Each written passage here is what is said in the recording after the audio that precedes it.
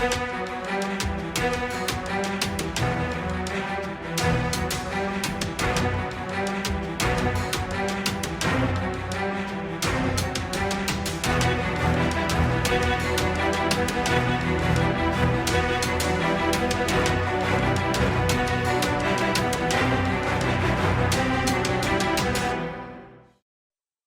मध्ये याचा टेंडर निघाला होता गुमतारा किल्ला म्हणून. या गुमतारा किल्ल्यासाठी शासनाने 2 करोड रुपयाचा निधी मंजूर केला असून मनीष जनार्दन पाटील या ठेकेदारांनी तो काम घेतला होता. त्या कामाचे एकदम निकृष्ट दर्जाचा काम केला.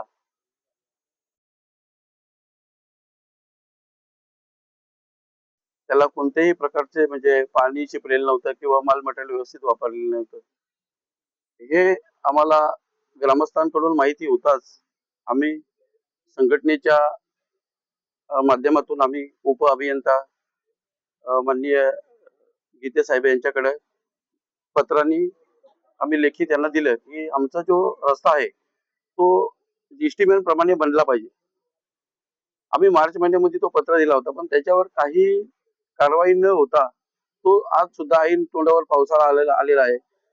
आज तिथे 3 पाडे आहेत, भवरपाडा, नंबरपाडा आणि खालमपाडा. जवळजवळ 150 ते 200 घरांची वस्ती आहे.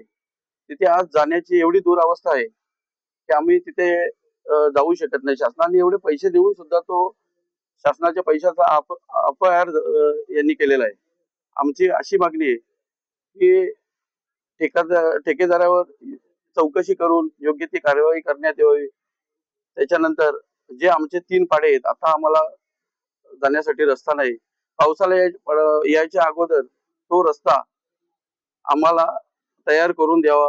जर तो रस्ता होत नसेल आणि जर ठेकेदाराच्यावर कारवाई होत नसेल तर आम्ही याच्यापेक्षा तीव्र उग्र आंदोलन करू, अशी आमची ग्रामस्थांची मागणी आहे.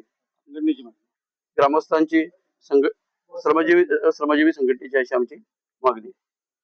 निकृष्ट दर्जाचे कामाच्या विरोधात आज श्रमजीवी संघटनेने भिवंडीच्या PWDच्या कार्यालयासमोर मोर्चा दिलेला आहे आणि मोर्चात खूप काही मागण्या आहेत. डिपोली गाव ते किल्ल्यापर्यंत जो निकृष्ट दर्जाचा जो काम झालेला आहे आणि तो काम एकदम खराब दर्जाचा आहे. ठेकेदारांना त्यांनी इशाराही दिलेला आहे का असं काम करत असताना तुम्ही जे काम खालच्या दर्जाचं केला, त्यासाठी आज भिवंडीच्या PWDचे अधिकारी गीते साहेबांना निवेदन द्यायला श्रमजीवी संघटना भिवंडीच्या PWDच्या कार्यालयासमोर आलेली आहे. आणि आपण बघत आहात मामाच्या मागच्या की हा जो मोर्चा आहे हा सकाळपासून मोर्चा इथे चालू आहे आणि सर्व ग्रामस्थ आणि श्रमजीवी संघटनाचे जे कार्यकर्ता आहेत ते कार्यकर्ता आज इथे धरणा देऊन बसलेले आहे. भिवंडीहून अमृत शर्मा, नवराष्ट्र.